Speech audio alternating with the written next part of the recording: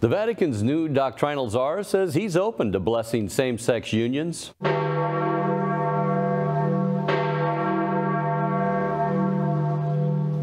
Joining us with the latest from the Eternal City, Church Mill to Rome correspondent, Dr. Jules Gomes.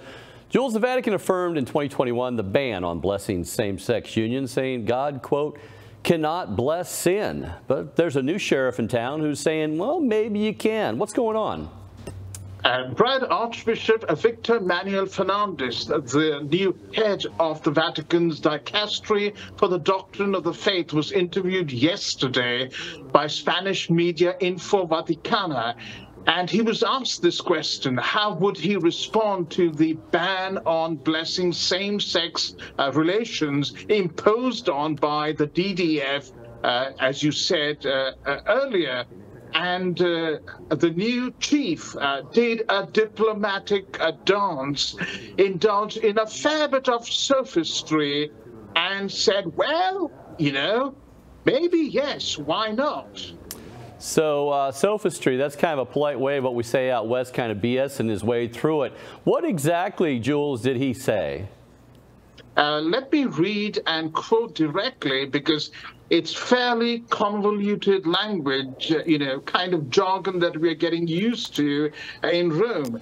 He said that the greatest care must be taken to avoid rites or blessings that could feed this confusion between the sacrament of marriage and between same-sex blessings.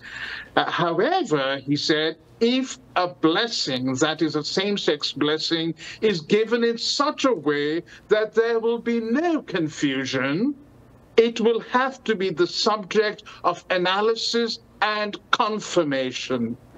He then said, there's something more. He then said there is a point where that's the same-sex blessings issue, moves from a proper theological discussion to a more prudential or disciplinary question, as you will see. Now, remember, this term prudential has become very popular, Brad, because it has been used by Pope splainers who are constantly defending, for example, Pope Francis' reversal of the death penalty.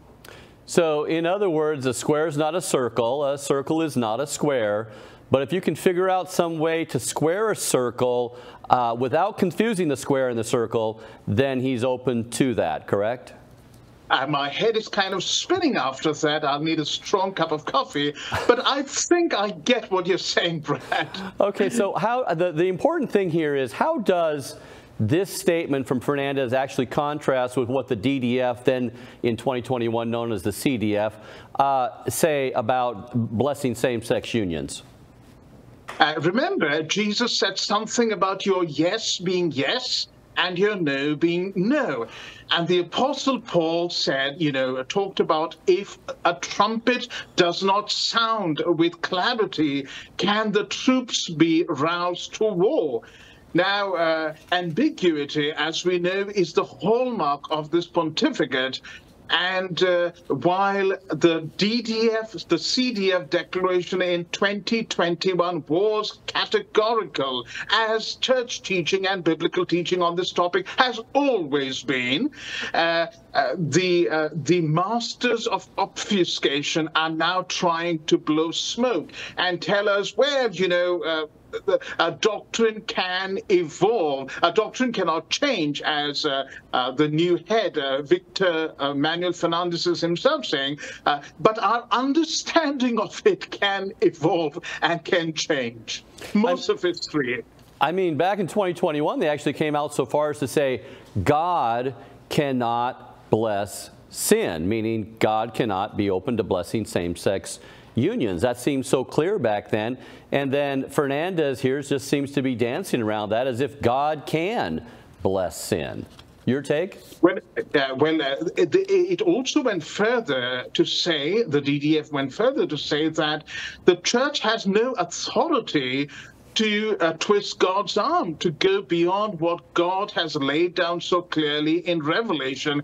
And it is a sheer impossibility for the church to even conceive of constructing or creating same rites or liturgies for same-sex blessings. Let's take a moment to go back, Jules. You've talked about this before on Rome Dispatch. The guy in the DDF, then the CDF, who actually penned that ban, that statement on same-sex blessings, what was his name and what happened to him? How was he received by Pope Francis? His name is Archbishop Giacomo Morandi, and there's talk here on the grounds that he managed to slip this past Pope Francis in a manner that it was not noticed, because if Francis had really noticed it, this would never have gone past. And note, not everything, is read carefully by Francis, because he's got tons of documents to sign. So after this hit the fan, Giacomo Morandi was kicked upstairs and removed from his position at the CDF by Pope Francis and sent off to some diocese. I think it was Emilia-Romagna in Italy. Now, there's another interesting twist in this, that this Archbishop Fernández, who's now been appointed, he'll take his office at the DDF in September. This is the same man who was investigated for clerical sex abuse by this very same dicastery that he will soon be heading. Can you elaborate on that? Let me qualify that slightly. He was not investigated for himself committing clerical sex abuse, but for covering up a very serious sex abuse by Father Eduardo Lorenzo. There were 5 young boys, minors, who were sexually assaulted by this priest. And this was covered up. Our friend, Victor Manuel Fernández, stood resolutely by the priest. He defended him, and he even dismissed the victims as making up stories. Father Eduardo Lorenzo finally committed suicide when the judge ordered his arrest.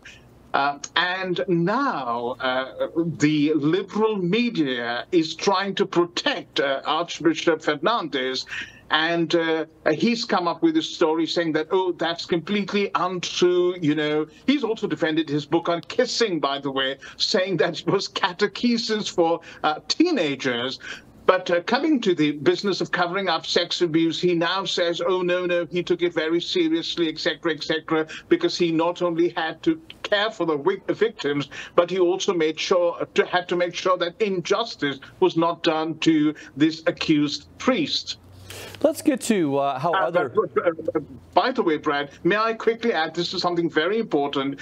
He was not only investigated by the clergy, by the CDF, for sex abuse, but he was investigated for doctrinal heterodoxy, and he talks about it in this interview with Info Vaticana.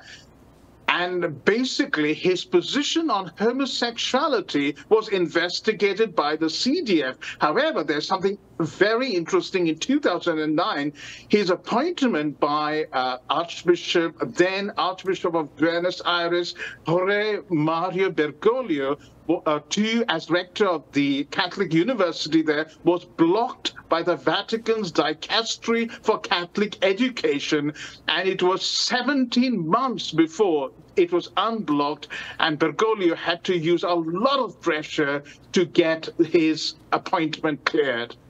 Wow, what a ringer for the head of the doctrinal arm of the Vatican. Are any bishops, Jules, voicing their opposition to Fernández's openness to blessing same-sex unions? Well, so far, it's only Bishop Joseph Strickland, the outspoken, faithful bishop of Tyler, Texas, who has come out and questioned this whole appointment and reiterated that a person in this position needs to be utterly faithful to Scripture and tradition. But otherwise, there's total silence, and nobody's willing to stick their heads out and say anything. Yeah, I saw a tweet by Strickland. He was saying that this Fernández ought to, review the biblical story about Sodom and Gomorrah, and he prayed that he return to the faith. I mean, that was pretty strong words. Jules, the German bishops, as you know, they're already allowing priests to bless same-sex unions, even in the face of that ban from the Vatican's doctrinal arm, the CDF, in 2021. What's Fernández's take? What's he saying about that? Fernández was asked not about the same-sex blessings, because as we know, after the CDF banned Giacomo Morandi, in fact, banned same-sex blessings, the German church had 2 seasons of same-sex blessings in over 110 churches. We reported on this extensively in May 21 and May 22. Now, he has responded to the German synodal way's push for women's ordination, and instead of reiterating the position of the Catholic Church and basically saying this is a closed door that can never be opened, he says that he will talk, dialogue, and listen to what the German Church is saying, because it's an issue that hasn't come up in his diocese before. But Brad, his attitude to the whole dicastery for the doctrine of the faith is intensely negative, because he takes off from Pope Francis's calling, the Holy Office, which was earlier the Holy Inquisition, immoral. And he says this, quite a crude statement. He says there were great theologians at the time of the Second Vatican Council who were persecuted by this institution, the CDF at that time. And the case of a great theologian who one night went and urinated on the door of the Holy Office as a gesture of contempt for this persecutory methodology.